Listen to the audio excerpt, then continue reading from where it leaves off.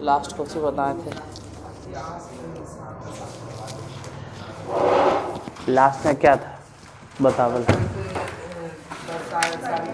अच्छा दर्शाए कि 6 के, ठीक आगे बताते हैं। हाँ जो भी है बता देते हैं, जैसे लिखो बताते हैं। जांच कीजिए कि, और बाकी जो बचल खुचल है वो NCERT में मिल जावे करता है। दूसरा चैनलवा पे कभी मन करे तो NCERT देख लेना।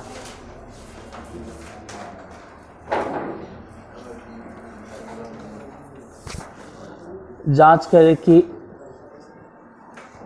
किसी प्राकृत संख्या के लिए या प्राकृत संख्याओं के लिए जांच करें कि जांच करें कि क्या किसी प्राकृत संख्या के लिए 6 to the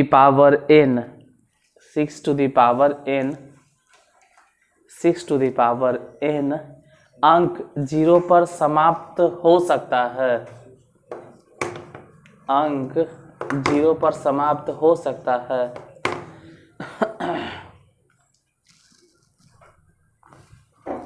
ये सब लिखना पड़ेगा और संभल के लिखे पड़ेगा। 6 to the power n, 6 to the power n, 6 to the power n, 6 to the power n, n प्राकृत संख्या है। इसमें मिसप्रिंट है, लिखल नहीं। जांच करें कि क्या किसी प्राकृत संख्या n के लिए होना चाहिए। यहाँ पे गलत लिखल है क्वेश्चन। जांच कीजिए कि क्या किसी प्राकृत संख्या के लिए नहीं होगा, n के लिए होगा। वो n यहाँ पे मिसप्रिंट है, यानी n जो है प्राकृत संख्या, मतलब वो डायरेक्ट आपसे ही पूछ रहा है ना कि जांच करके बताइए कि क्या 6 to the power n 0 पे समाप्त होगा। तो लिखे पड़ता है या उससे पहले समझना पड़ता है कि कोई भी अंक उठा लो, कैसनो संख्या उठा लो, कुछ भी लिखो, सब ठीक है। जैसे 3 है, 7 है, सब ठीक है। लेकिन कोई कहे कि इसके अंत में 0 आ जाएगा, ये नहीं हो सकता। 0 तभी आएगा जब कम से कम इसमें एक बार 2 आना चाहिए, और सिर्फ 2 भी नहीं, कहीं न कहीं 5 भी होना चाहिए। मतलब 0 पे तभी समाप्त होगा, यहाँ 0 तभी आएगा जब कम से कम एक बार 2 हो, और कम से कम एक बार, कम से कम 2 एक बार तो जरूर हो, अब 5 एक बार हो। जैसे मान लो कितना लंबा गुना कर दो, कुछ भी कर दो गुना, जो मन में आता है। 5 रहे, 3 रहे, 7 रहे, सब गुना कर दो, लेकिन अंतिम में 0 कभी नहीं आएगा। इसे गुना भी करके देख लो, 7 या 21, 21 5, क्योंकि सिर्फ 5 है तो सिर्फ 5 से नहीं काम चलेगा। 5 के साथ साथ अगर दोनों हो जाता, 2 और 5 दोनों, तो लास्ट में 0 आ जाता। गुना उना करके देख लो कितना हो जाएगा, 210। तो 0 तभी आता है जब किसी भी संख्या के अभाज्य गुणनखंड में कम से कम एक बार 2 और एक बार 5 हो। कम से कम एक बार 2 हो और एक बार 5 हो। अगर नहीं हुआ तो नहीं होगा। जैसे कि 6, हम 6, अगर 6 को हम तोड़ेंगे भी तो 6 लिख सकते हैं 2 गुने 3, और 6 पर पावर था n, तो अब हो जाएगा 2 गुने 3 पर पावर n, यानी वो जो पावर है ना वो दोनों पे आ जाएगा। 2 पर पावर भी n और गुने 3 to the power n। तो अगर हम ये लिखेंगे भी तो 2 गुने 2 गुने 2 गुने 2 गुने 2 गुने 2 गुने 2 गुने कई बार अरे जितना बार भी लिखेंगे सिर्फ 2 ही लिखेंगे, और 3 पे पावर n मतलब 3 गुने 3 गुने 3 गुने 3 गुने 3 गुने कई बार, मतलब कहीं भी इसमें 2 तो ठीक है 2 है, लेकिन 5 नहीं है, तो लिखे पड़ता है, नीचे से लिखना पड़ता है। अब लिखे पड़ता है, अब लिखना पड़ता है। क्या लिखना पड़ता है? लिखो। हम जानते हैं कि भले जाने चाहे नहीं जाने, लेकिन लिखना पड़ेगा आपको। हम जानते हैं कि किसी भी संख्या के अंत में या कोई भी संख्या जो भी लिखो, हम जानते हैं कि किसी भी संख्या के अंत में, हम जानते हैं कि किसी भी संख्या के अंत में शून्य आने के लिए, या कहो शून्य तभी आता है, हम जानते हैं कि किसी भी संख्या के अंत में शून्य तभी आता है जब उस संख्या के अभाज्य गुणनखंड, जब उस संख्या के अभाज्य गुणनखंड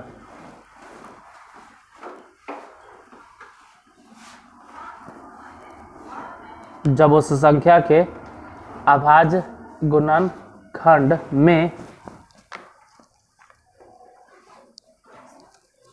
कम से कम, क्योंकि लैंग्वेज में लिखना ही पड़ेगा तुमको, कम से कम एक बार 2 और 5 आए। 2 या 5 नहीं बोल रहे, 2 भी हो और 5 भी हो, दोनों हो। कम से कम एक बार 2 और 5 आए, 2 और 5 आए, नीचे लिखोगे। जबकि 6 टू द पावर n के अभाज्य गुणनखंड, जबकि 6 टू द पावर n लिखल है, 6 टू द पावर n के अभाज्य गुणनखंड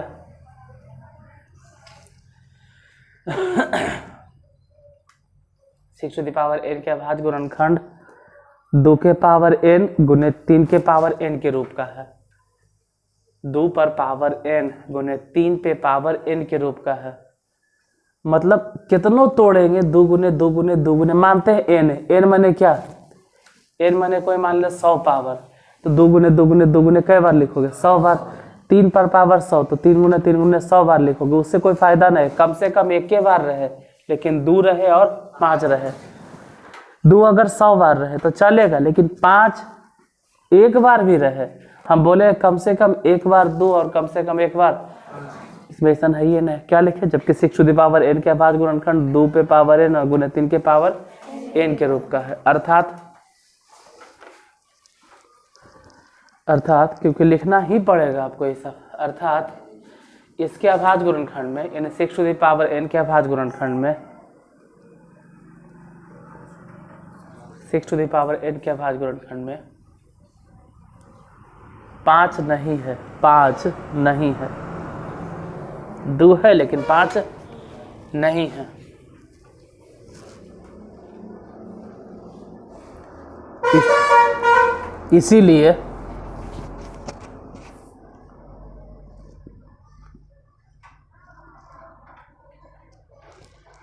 इसीलिए इसके अंत में शून्य नहीं आ सकता।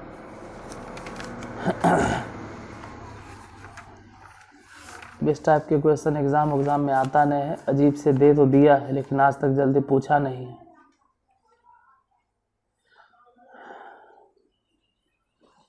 जैसे एक और क्वेश्चन अपने से बना के देखो, बना के क्या देखो, लिखना इसी तरह से संभल कर उसमें भी लिखना है।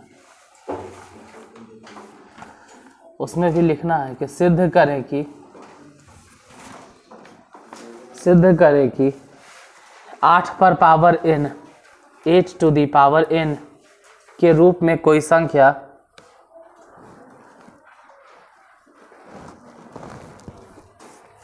सिद्ध करें कि 8 टू दी पावर n के रूप में कोई संख्या 8 पर पावर n के रूप में कोई संख्या जहां n belongs to natural number. अच्छा ये लिखल नहीं आएगा, n बिलोंग्स टू कैसे लिखा था, small n belongs to natural number. इसको 8 पेट चिरवा नहीं बोलना है, इसको कुछ ही बोलेंगे बिलोंग्स टू। एन माने एन है और कैपिटल एन माने नेचुरल नंबर, तो n belongs to natural number. कितना कहता है 8 पेट चिरवा, बिलोंग्स टू है। यहाँ 8 पेट चिरवा मत फरवा नहीं कहना है। सिद्ध करें कि 8 के पावर n के रूप में कोई संख्या जहां small n belongs to capital N के अंत में शून्य नहीं आ सकता, शून्य नहीं आ सकता।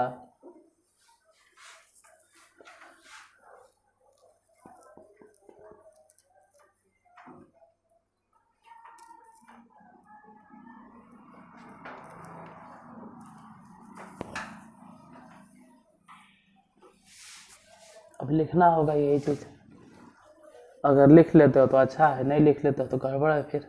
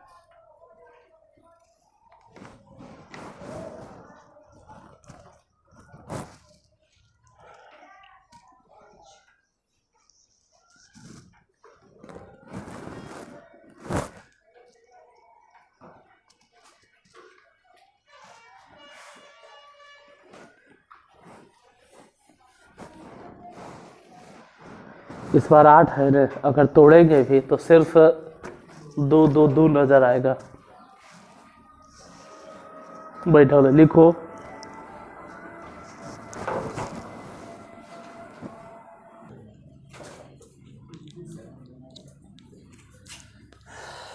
वैसे एग्जाम में आने का चांस कम रहता है, कितना क्या आदत रहता है, जो परीक्षा में आता है वही बताइए। अजीब है यार। अब सिलेबस में है तो पढ़ लो, एग्जाम में आवे चाहे नहीं आवे। लेकिन तू सबके तो है कि जो एग्ज़ाम में आएगा वही डायरेक्ट बताइए, भले समझ में आवे चाहे नहीं आवे, हम रट लेंगे।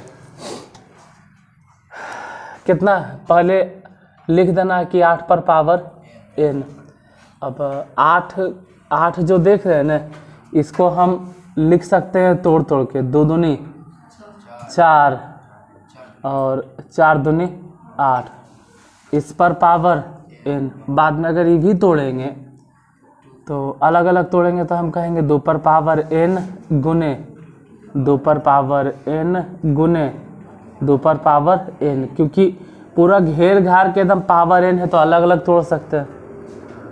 अब लिखना है जैसे 2 पे पावर n है, 2 पे पावर n है, 2 पे पावर n है, मतलब 2 2 2 2 2 n बार, मतलब 100 बार, फिर 2 2 2 100 बार, फिर 2 2। अरे सिर्फ 2 n लिखा रहा है, इसको जितना तोड़ना है तोड़ो, सिर्फ 2 आएगा।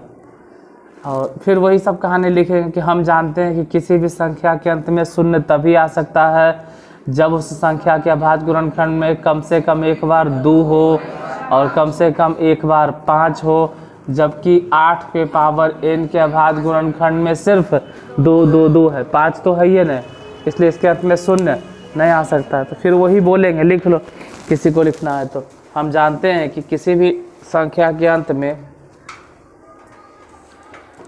हम जानते हैं कि किसी भी संख्या के अंत में शून्य तभी आ सकता है जब उस संख्या के अभाज्य गुणनखंड में, हम जानते हैं कि किसी भी संख्या के अंत में, हम जानते हैं कि किसी भी संख्या के अंत में शून्य तभी आ सकता है जब उस संख्या के अभाज्य गुणनखंड में कम से कम एक बार 2 और एक बार 5, कम से कम एक बार 2 और एक बार 5 आए।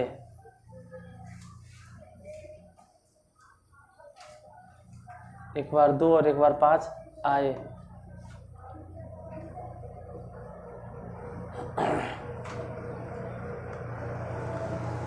कुछ लोग इसको ऐसे बोलते हैं कि हम जानते हैं कि किसी भी संख्या के अंत में शून्य तभी आ सकता है जब उसका अभाज्य गुणनखंड 2 पे पावर m और गुने 5 के पावर n के रूप का हो। ये गलत बात है, ये गलत बात है। ये अगर कोई बोलता है या कोई किताब वाला लिखते हैं तो ये गलत बात है। अभाज्य गुण ये कुछ और है। अगर 0 लाना है तो ये होना जरूरी नहीं है। इसके अलावा 3 भी हो सकता है, 7 भी हो सकता है, 11 भी हो सकता है, कुछ भी रहे। लेकिन हम बोल रहे हैं कि कम से कम। अगर ऐसा लिख दीजिएगा ना तो फिक्स हो गया कि उसमें सिर्फ 2 होना चाहिए और उसमें सिर्फ 2 और 5 के अलावा कुछ नहीं होना चाहिए।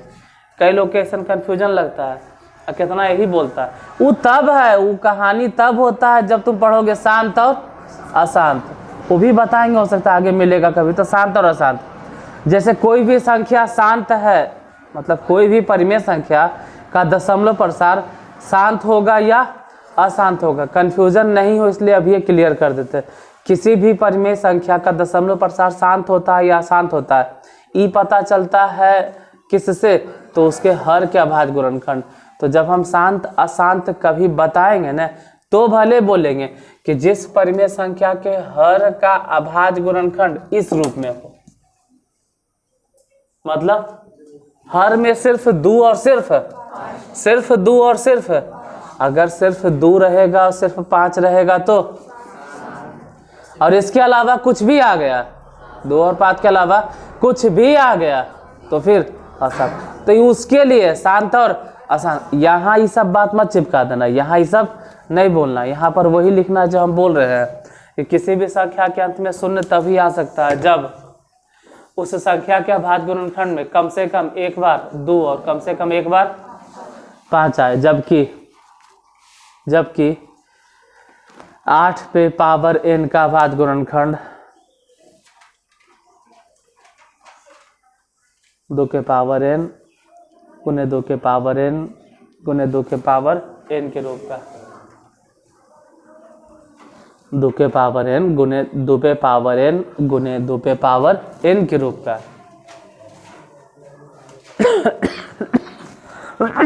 अर्थात 8 टू दी पावर n के अभाज्य गुणनखंड में 5 नहीं है, इसीलिए इसके अंत में शून्य नहीं आ सकता। अब समझ में तो आ गया। अगला फिर ऐसा ही है, सिद्ध करें कि 4 टू दी पावर n। लिखना यही है और संभल के लिखना है। अब जैसे 4 बोल रहे हैं, 4 के तोड़ दोगे 2 तिया 6 तो मामले गड़बड़ा जाएगा। फिर 4 टू दी पावर, जैसे होगा कि शुरू में आप 6 बोले थे, वो 6 था, ये 4 है। सिद्ध करें कि 4 टू दी पावर n, मतलब 4 के पावर n के रूप में कोई संख्या, 4 के पावर n के रूप में कोई संख्या जहां n belongs to natural number, मतलब small n belongs to natural number के अंत में शून्य नहीं आ सकता है। शून्य नहीं आ सकता है।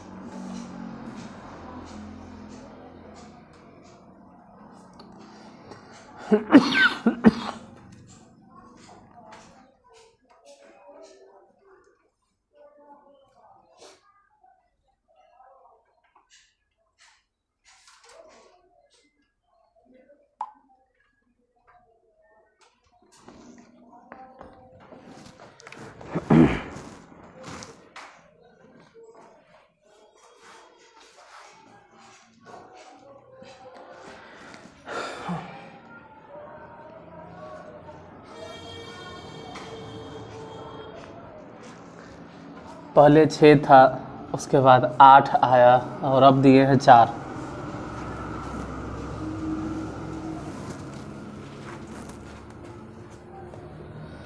Four to the power n।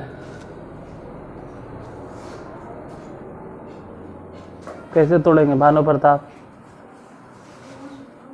हाँ बैठो। 4 को हम लिखेंगे 2 गुने 2 और उस पर पावर n, फिर नीचे लिखेंगे 2 पे पावर n, कि दोनों पर ने पावर होगा। n जो है इस पर भी और फिर इस पर भी, फिर आगे वही सब कहानी लिखना, जाके लिखते, लेकिन लिखेंगे कौन ये भी तो पता चले। क्या लिखेंगे? अंश। आगे क्या लिखेंगे?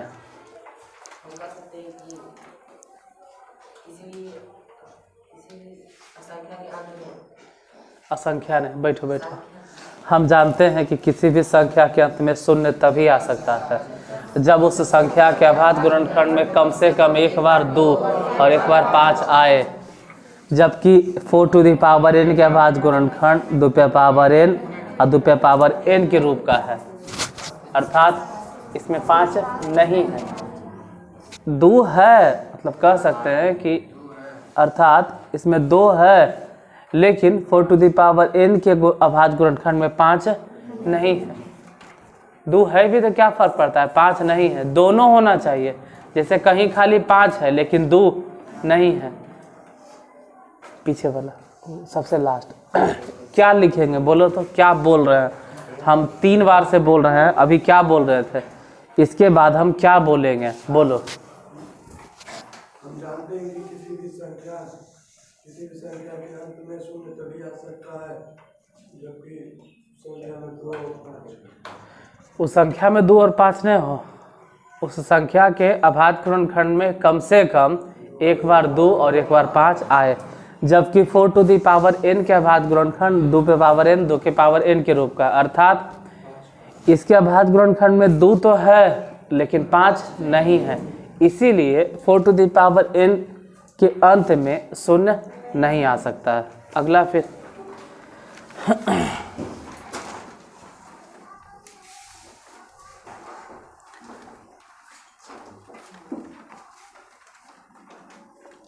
जांच करें कि क्या, जांच करें कि क्या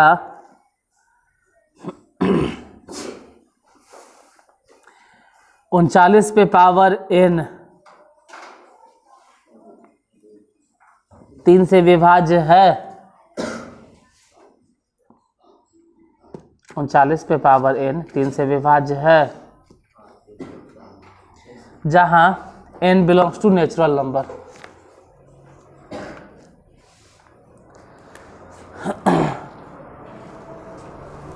इसको बाद में बनाना, एक बार यही समझ लो कि 6 टू द पावर n बोले और क्या बोले थे 8 पे पावर n और 2 पे पावर n, जहाँ पर n बिलोंग्स टू क्या है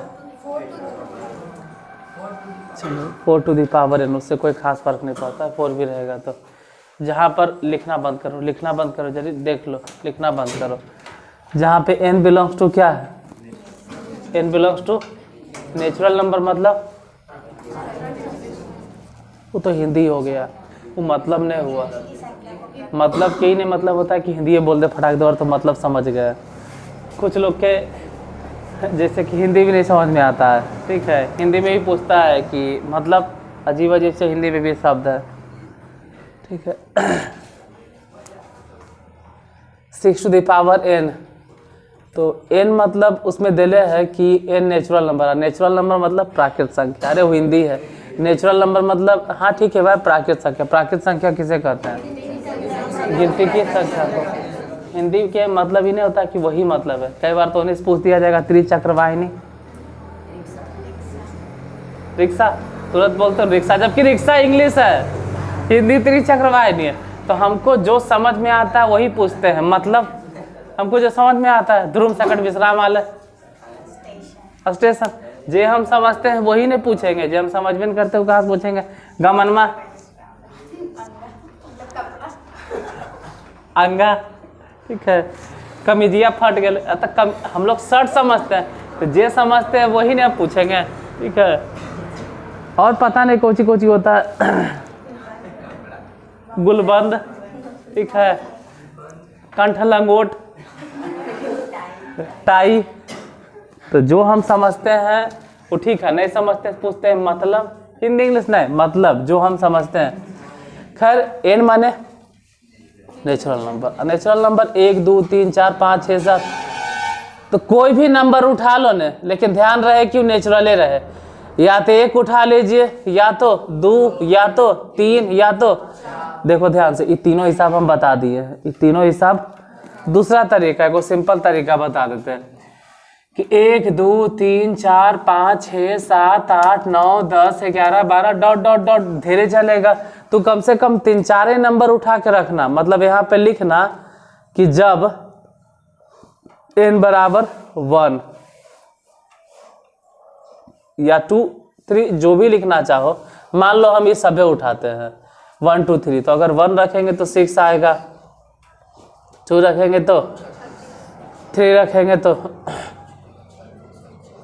216, फिर रखेंगे तो जो भी आएगा डॉट डॉट लिख देना और कहना कि इसके अंत में शून्य नहीं आता है। वैसे ही 8 पे 8 रखेंगे तो 8 आएगा, या तो ध्यान से देखोगे और आगे लिखते लिखते तो कभी भी लास्ट में 0। तो एक तरीका ही भी है कि आप डायरेक्ट n के जगह पे बैठा दो, कितना कितना। वैसे ही सोचो कि 4 टू द पावर n है, अगर वहाँ 1 2 3 4 बैठाएंगे तो कितना कितना आएगा? 4 16 64 और 128, 128 नहीं, 128 नहीं, 64 में 4 से गुना करोगे ना तो 256, कुछ ऐसा ना आएगा। मतलब लास्ट में कभी भी शून्य नहीं आ रहा है। तो ऐसे भी बना सकते थे, जैसे अभी अभी वही क्वेश्चन दिए हैं, इसी तरह से अभी दिए हैं। अभी ऐसा के क्वेश्चन है कि 39 पे पावर n 3 से विभाज्य है या नहीं। हाँ जांच करना है, तो उतना के दिमाग खराब करता है। n माने क्या? Natural number. तो नेचुरल नंबर कौन कौन है अपनी?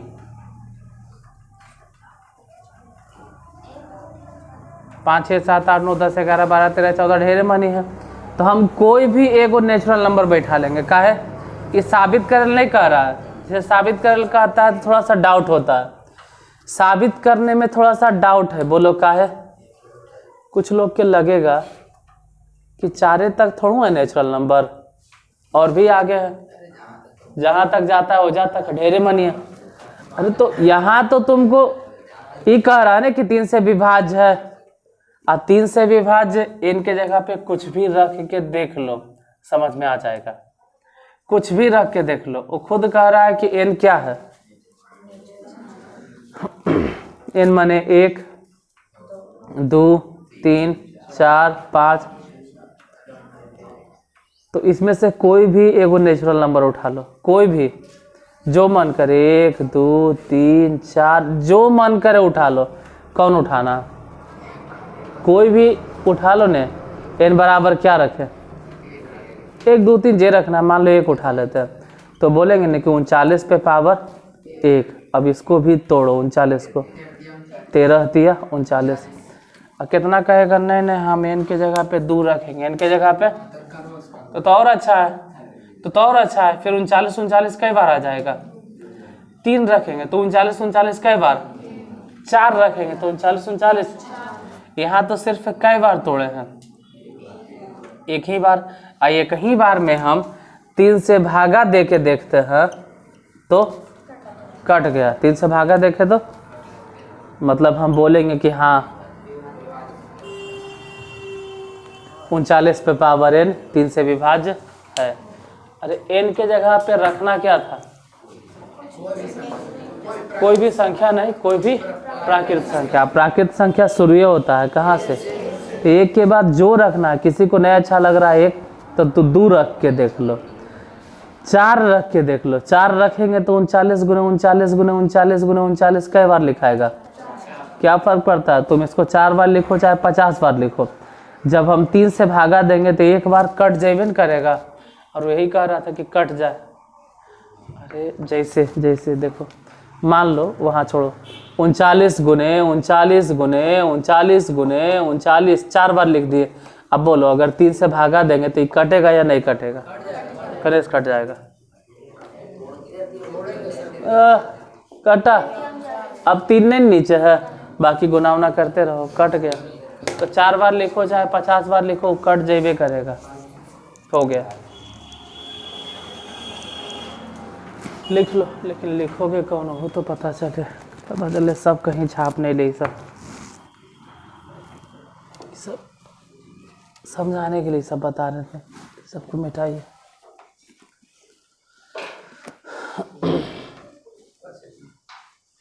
इतना काफी है। कट के वे किया है तो कह देंगे कि हाँ 39 पे पावर जो n है वो 3 से विभाज्य है।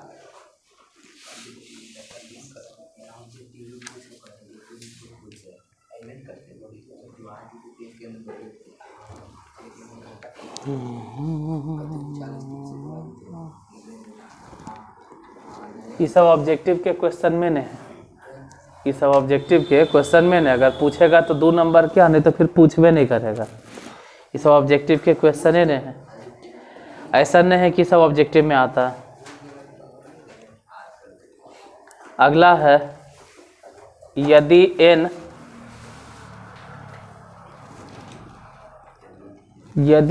n एक धनात्मक पूर्णांक है, संभल के लिखना, धनात्मक पूर्णांक है, धनात्मक पूर्णांक है। n एक धनात्मक पूर्णांक है। यदि n एक धनात्मक पूर्णांक है। अब कोई पूछेगा धनात्मक पूर्णांक क्या होता है, तो पूर्णांक 3 तरह के हैं, धनात्मक पूर्णांक, ऋणात्मक पूर्णांक और जीरो पूर्णांक। जीरो ना तो धनात्मक है ना ही ऋणात्मक है।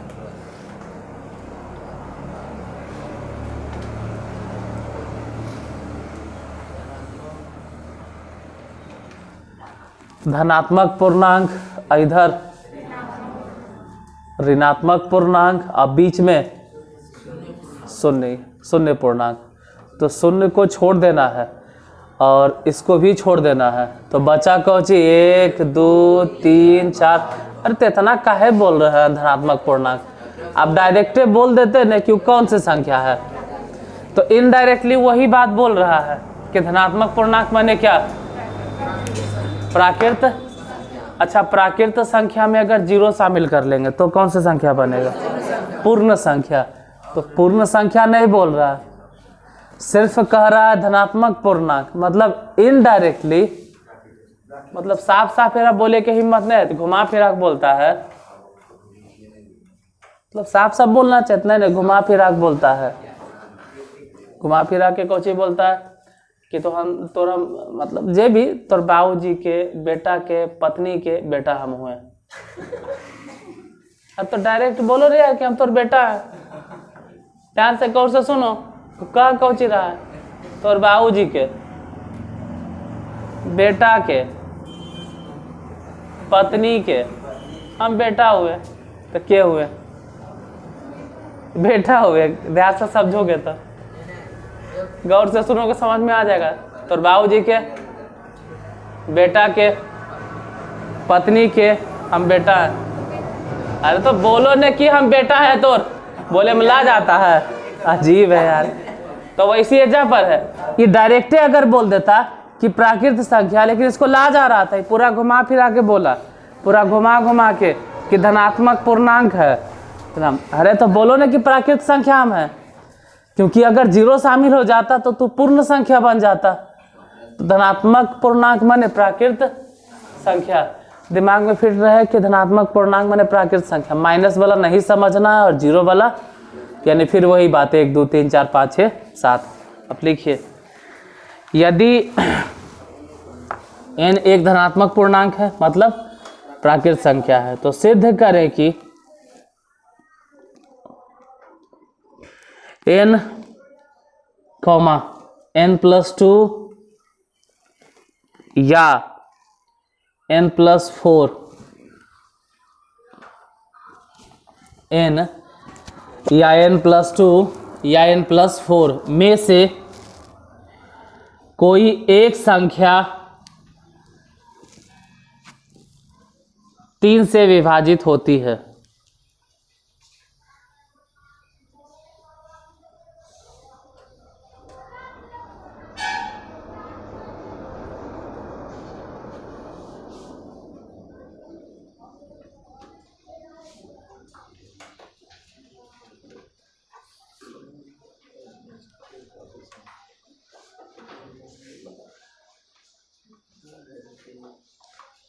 कोई एक संख्या 3 से विभाजित होती है।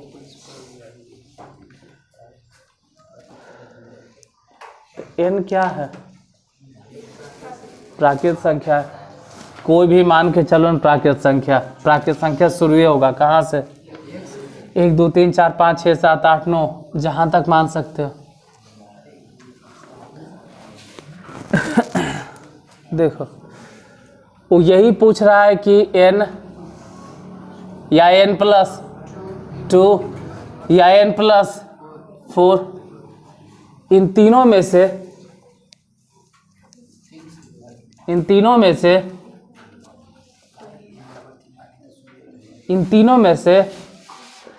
तीनों के तीनों 3 से विभाजित है। खाली बोर्ड देखे थोड़ा समझ में आएगा, कम से कम एक बार क्वेश्चन में देखो। यही बोले हैं कौची का है? अरे यहाँ पे सिर्फ आँख फाड़ के देखे नहीं समझ में आएगा, एक बार क्वेश्चन में देखो। अरे देखे यार, एक बार क्वेश्चन देख पाओ क्या है, कौची कह रहा है? तीनों के तीनों कम से कम एगो, कम से कम एगो, तो कम से कम एगो। तो एक काम करो, n बराबर 1 या n बराबर 2, n बराबर 3, n बराबर 4, n बराबर 5। अरे प्राकृत संख्या कह रहा है, इधर इधर इधर कोई भी उठा लो। जब n बराबर 1 मानेंगे तो बोलो क्या क्या आएगा? जब n बराबर 1 मानते हैं तो आएगा 1 3 और 5। अच्छा अगर 2 मानते हैं तो बोलो 2 4 6। 3 मानते हैं 3 5 7। अच्छा 4 मानते हैं 4 6 8। अच्छा 5 मानते हैं 5 7 9। और कुछ माने कि 6 भी मान के देख लो। मान लो कि अगर n बराबर हम 6 मान लेते, उसको इधर इधर देखेगा, इधर देखेगा। n बराबर अगर 6 मानते थे क्या क्या आता? 6 8 6 आता, 8 आता, 10 आता। बैठो। अब पहला, दूसरा, तीसरा, चौथा, पांचवा, छठा, इसमें से कोई भी पहला ग्रुप, दूसरा ग्रुप, तीसरा ग्रुप, चौथा ग्रुप, पांचवा ग्रुप, छठा ग्रुप, इस सभी ग्रुप में देखो तो कम से कम एगो, दूगो ने एगो 3 से जरूर कट रहा होगा। जैसे जब n बराबर 1 मानते हैं ना, जब n बराबर क्या माने 1, जब n बराबर क्या माने 1, तो n+2 3 से तो समझे में नहीं आया कितना? n+2 करने है, n+2 माने कौन? 3। और जब n बराबर 2 माने है ना, तो n+4 3 से कब? जब n बराबर, और जब n बराबर 3 माने तो कौन विभाज्य? 1 के लिए 2 के लिए वाला कौन विभाज्य है? n 3 से, ऐसा ही लिख लोगे, आगे लिखा जाएगा ना। तो तू बता कि इसमें क्या लिखें? n 6 से विभाज्य है। 6 के तो बातें नहीं कह रहा था। n 3 से विभाज्य है। बैठ। अगर हम इसमें पूछ देते कि जब n बराबर 5, जब मतलब लिखना चाहिए था, हम जब नहीं लिखे, एक बार लिख के छोड़ दिए। जब n बराबर 5 तो कौन विभाज्य है? बोलो तो, कौन इसमें से विभाज्य है? कौन विभाज्य है 3 से? 9। 9 को इधर 9 लिखे, क्या लिखे? 3 से विभाजित n प्लस 9। ये 9, बैठो बैठो बैठो, ये 9 जो है, ये n बराबर क्या माने थे? 5। तो 9 कैसे आया? n प्लस 4 के न, n प्लस 4। तो यहाँ पे कह सकते हैं कि जब n बराबर 5 तब n प्लस 4 3 से विभाज्य है। जैसे n बराबर अगर 4 मान लेते कि n इक्वल टू 4 है, n बराबर, जब n बराबर 4 तब कौन कट रहा है इसमें? 3 से 6 कट रहा है, लेकिन 6 नहीं बोलना है। जब n बराबर हम 4 माने हैं तो 6 कट रहा है, लेकिन 6 कौन से फॉर्म में है? n प्लस 2 लिखा जाएगा। हाँ लिखा जाएगा, ठीक लिख नहीं, इतना लिख लो, क्या दिक्कत है? वो कह रहा है कि साबित करके दिखाइए, तो हम सिद्ध कर दिए। डॉट डॉट डॉट इसी तरह से हम लिख सकते हैं, आगे लिख देंगे। अतः हम कह सकते हैं कि n या n प्लस 2 या n प्लस 4, n या n प्लस 2 या n प्लस 4, इन तीनों में से एक संख्या 3 से अवश्य विभाजित होगा या 3 से जरूरी विभाजित होगा।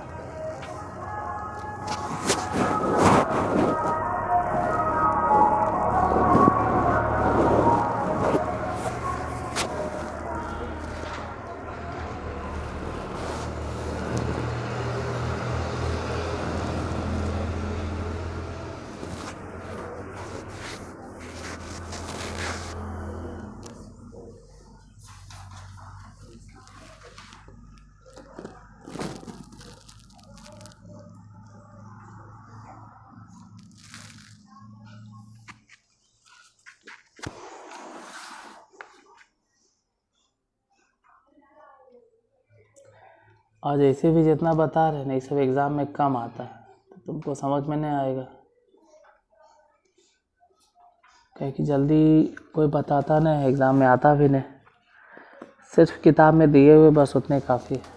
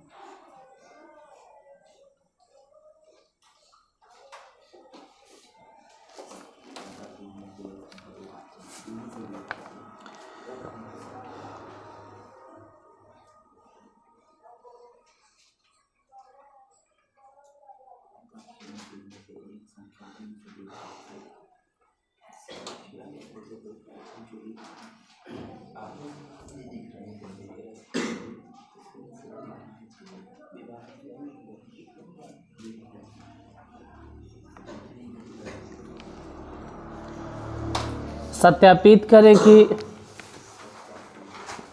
4n plus 1 4n plus 1 4n plus 1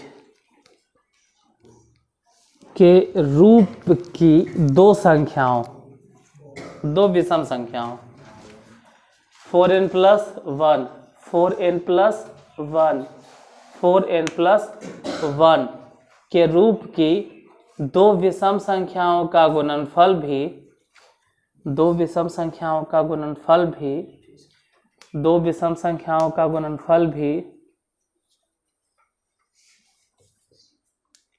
4n plus 1 के रूप में ही होता है 4n प्लस 1 के रूप में ही होता है 4n प्लस 1 के रूप में ही होता है 4n प्लस 1 के रूप में ही होता है 4n प्लस 1 के रूप में ही होता है।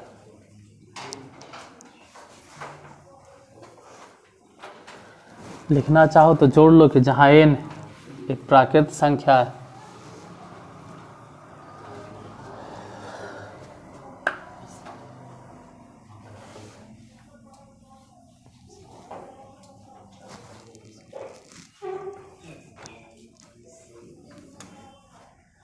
इधर कौन से रूप में बोले हैं 4n प्लस 1 तो 4n प्लस 1 के रूप का सबसे पहला संख्या अगर पूछे कि कौन होगा सबसे पहला नंबर अगर पूछेंगे कि सबसे पहला नंबर कौन होगा अंश सबसे पहला संख्या कौन है जो इस रूप में है 4n प्लस 1 के रूप में वो सबसे पहला संख्या कौन है जहाँ n प्राकृत संख्या है मान लेते हैं सबसे पहला संख्या कौन मिलता है जो इस रूप में होता है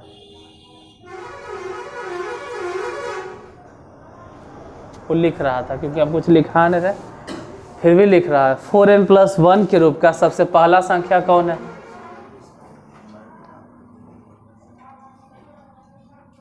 जयराज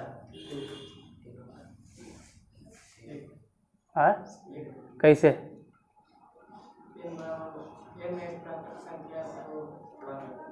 हाँ तो 1 रख देंगे तो कौन है सबसे पहला संख्या विकी 1 इस रूप का 4n प्लस 1 के रूप का सबसे पहला संख्या 5 सबसे पहला संख्या बैठो सबसे पहला संख्या 5 ही होता है सबसे पहला संख्या कौन है 5 या तो उसके बाद अगर कोई पूछे कि उसके बाद क्या होगा बैठो सब बैठो क्या होगा 6 कैसे 6 कैसे 6 कैसे बोलोगे ना कि n के जगह पे कौची रख दिए कि 6 हो गया 5 5 के 20 अरे कल के दुनिया में जा रही है एक गियर फेल हो गया ब्रेक ट्रेक सब फेल हो गया तुम बोलो कि 5 के बाद इसी रूप में कौन सा संख्या आएगा हम तो बताइए करेंगे हम तो पक्का है कि बताएंगे लेकिन कम से कम पूछेंगे तुम लोग से हम कंफर्म है समझाएंगे बताएंगे लेकिन पहले पूछेंगे कि अपना कितना दिमाग लगा रहे हो बैठो हम तो बताएंगे ही नहीं काहे बताएंगे हम इसके बाद कौन सा संख्या आएगा 13 हम बताएंगे और पक्का लेकिन उससे पहले ही तोहनीय से पूछ लेंगे कंफर्म कर लेंगे कि समझ में आ रहा है या नहीं आ रहा है बोलो 13 के बाद बोलो अंजलि क्या होगा 21 बोलो क्या होगा 25 उसके बगल अब नहीं बता आसिफ क्या होगा कितना 31 33 होगा ठीक है बता क्या होगा सब इसके बाद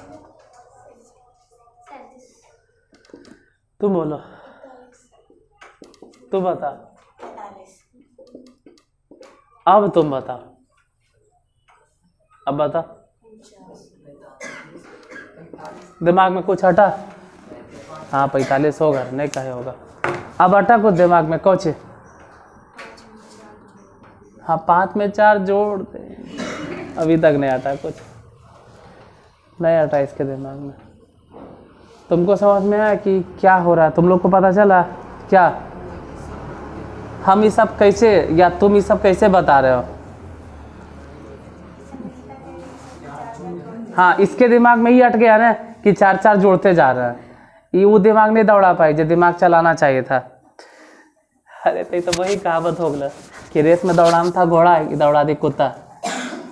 तो बेचारा तो दब के मर जाएगा घोड़ा के रेस में, तो मर जाएगा फिर दब के। रेस हो रहा है किसका? रेस में दौड़ रहा है कौन? कहने का मतलब है जा कुछ और हम समझाना चाह रहे थे, ये समझ गई कुछ और, हम बताना कुछ और चाह रहे थे, ये समझ गई है कुछ और। क्या समझ में? तू बता बाबू, तुमको ये कैसे समझ में आया? दिमाग में क्या हटा? हम जो भी कर रहे हैं, चेंज कर रहे हैं, वो किसको चेंज कर रहे हैं? एन को। एन के जगह पे शुरू में क्या रखें? एक रखे तभी ना 4 एकम 4 है कितना आया? 5। और फिर एन के जगह आप क्या रखें? 2, तभी ना 4 दूनी 8 1 9 हुआ। इनके जगह पे फिर क्या रखें? 3, तभी चढ़ती है 12 1 कितना है? 13। फिर इनके जगह पे कितना रखें? 4, तभी 4 चक्के 16 और 1 कितना? 17। फिर इनके जगह पे कितना रखें? 5, तभी 5 चक्के 20 है 1। फिर इनके जगह पे क्या रखें? तभी 6 चक्के 24 और 1 25। फिर इनके जगह पे क्या रखे होंगे? मतलब एक करके बढ़ाते गए, लेकिन ये दिमाग में फिट कैले है कि नहीं हम 4 4 जोड़ देंगे। इसको कुछ और समझ में आ गया। तू सबके समझ में आया? ये कैसे बोल रहे थे? एन खाली हम बढ़ाते जा रहे थे। बैठो, इसी को कहते हैं कि अगर अपना समझ बना लिए कि सामने वाला ऐसे है तो ऐसे है, हम कुछ समझाएंगे उसको नहीं समझ में आएगा। यहाँ पे 2 तरीका से कितना समझ रहा था, एन के जगह पे 1 2 3 रख के उस वक्त ही कुछ और समझ रही थी। किसमें जोड़ल जा रहा है? कितना कितना? 4 4।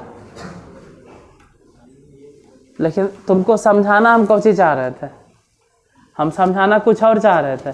अब जिसका फ्रीक्वेंसी मेरे फ्रीक्वेंसी से मिला वो समझ गया कि हम बताना क्या चाह रहे थे। हम बतलाना चाह रहे थे कि 4n+1, जिसमें हम चेंज किसको कर रहे थे?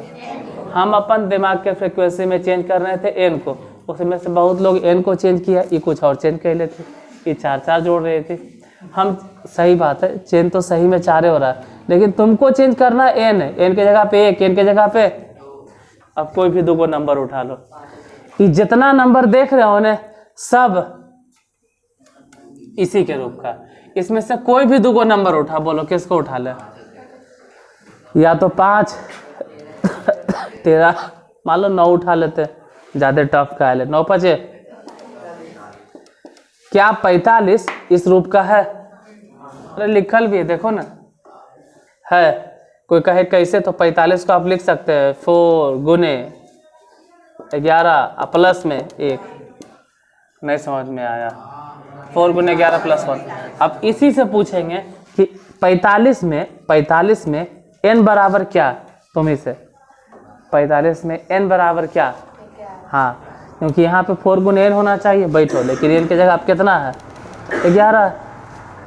वैसे ही कोई भी 2 नंबर उठा लो। मान लो चाहो कि हम 5 में कितना गुना कर दें, तो बोलो क्या हो जाएगा? 65 भी इस रूप में है? हाँ है। 4 गुने 16 प्लस में कोई भी 2 नंबर उठा लो इसमें से। अतः हम कह सकते हैं, अतः एगो काफ़ी है तो हम तो 2 दिखाते। अतः हम कह सकते हैं कि 4n+1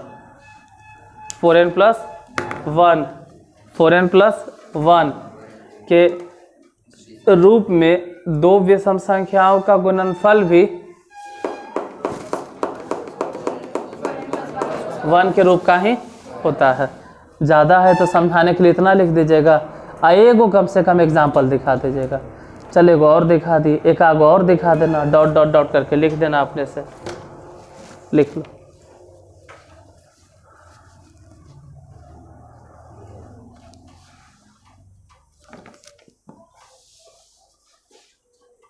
अब एकागो अगर तुमसे पूछे कि गुना करके बताओ तो क्या बताओ कि जयराज? एकागो तू अपने मन से बताओ तो किसको किसको गुना करें? 17 और 17 5 गुना करेंगे कितना हो जाएगा? क्या उस रूप में है 85? कैसे?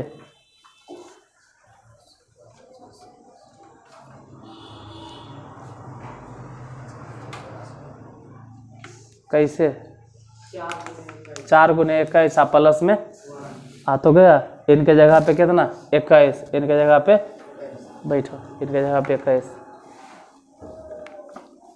तो कोई भी दो संख्या जो 4n+1 के रूप का होता है उसको गुना करेंगे तो गुणनफल भी उसी रूप में आएगा, 4n+1 के रूप का ही होगा।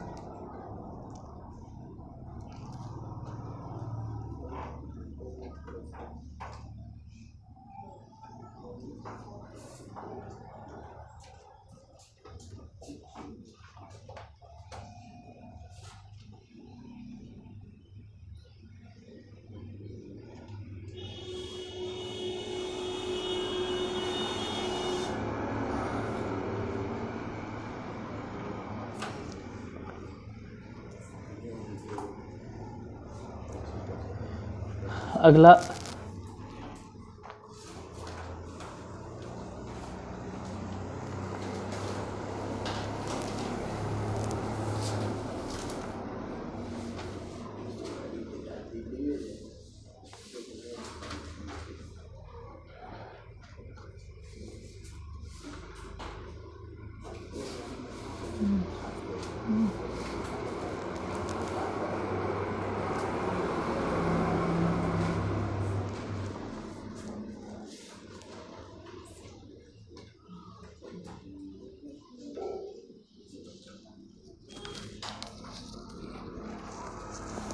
सिंपल है, बन जाएगा दोनों से। यदि 210 एवं 55 का महसः,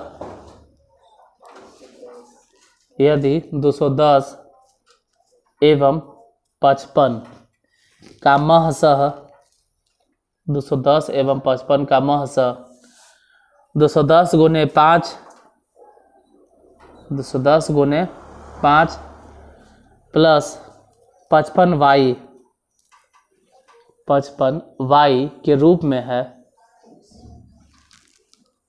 210 गुने 5 प्लस 55y के रूप में है, तो y का मान ज्ञात करें। y का मान ज्ञात करें, y का मान ज्ञात करें। तो हम सजेशन देंगे कि 210 और 55 का पहले महसा निकाल लो, पहले महसा ज्ञात कर लीजिए।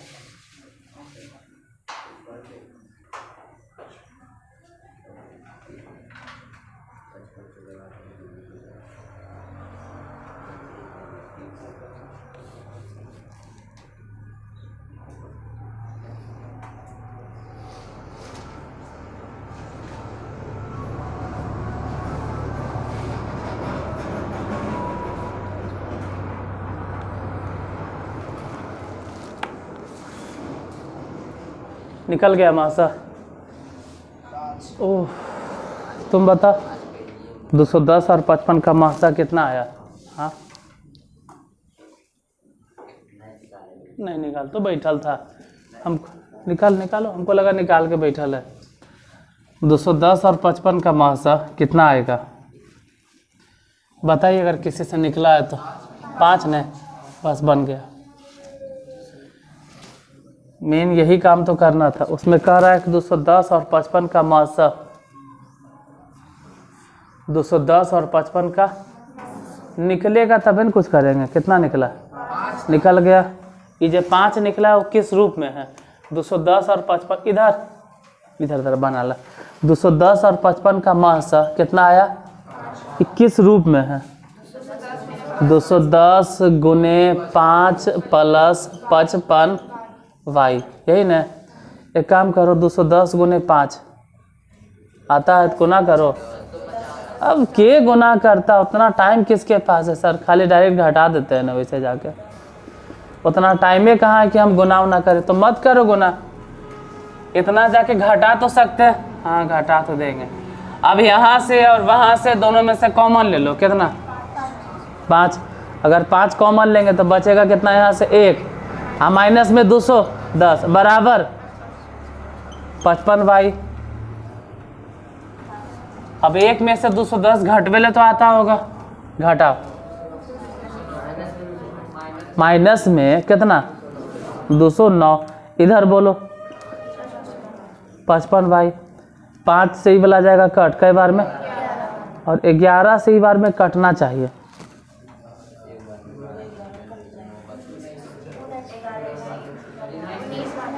कट जाता है कई बार में, तो y बराबर जो आंसर आया माइनस में 19, यही आंसर होगा। काहे कि जो क्वेश्चन में दिले था ना कि 210 गुने 5 प्लस 55y किसके लिए है, किसके लिए है, तो ये उसके लिए है। किसके लिए 210 और 55 का महसा, और 210 और 55 के महसा तुम लोग खुद बोल रहे हो कितना आया, तो 5 को इसके बराबर कर दिए, फिर y के मान निकल गया। आज यहीं तक खत्म।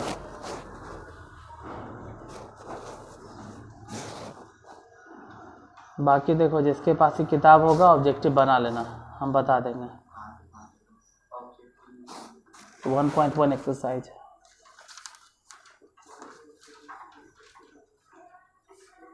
ऑब्जेक्टिव अच्छा है, लगता 16 गो है, 2 को इधर 18 को।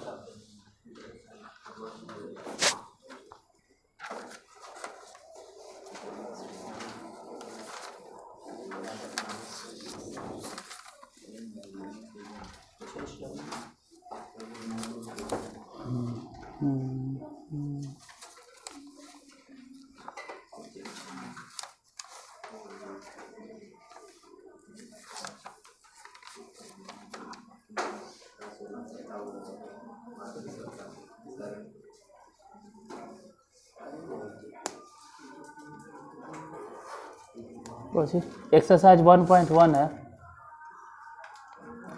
और 16 को तो इधर हो गया, 2 को इधर एक्स्ट्रा में। 1.1 किताब है, हाँ फिर पता कैसे चलेगा किताब है, हम बता देंगे इसे, हम एक एक करके बता देंगे। हाँ उससे ज़्यादा एनसीईआरटी कैसे, उससे ज़्यादा है कैसे, दोनों मिला के लगभग हो जाता है। ठीक है, तो आ जाइए तक लगभग वही है, किसी से ना एनसीईआरटी लगभग